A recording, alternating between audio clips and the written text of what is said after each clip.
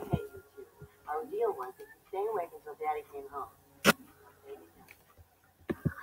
Dad, do we have to? No, you two can stay up. We're just going to be sitting here telling each other how much we love each other. Right,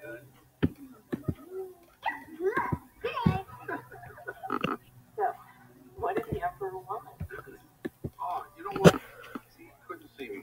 See you? Why not? I don't know. Well, that's just rude. Well, he is the Emperor. I'm sure he's busy. No. If Emperor or no Emperor, it's called common courtesy. I'd march right back there and demand it. You know I would. Sweetie, think of the baby. Tasha, I'm fine. He's not coming for a while. But even if it was, I'd give that guy a piece of my mind. That kind of behavior just I gotta go wash something.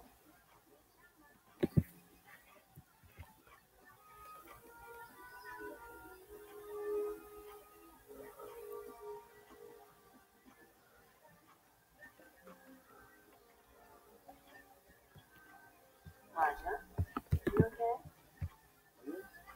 Oh, yeah, I'm just a little tired from the trip. I'm going to go put this away.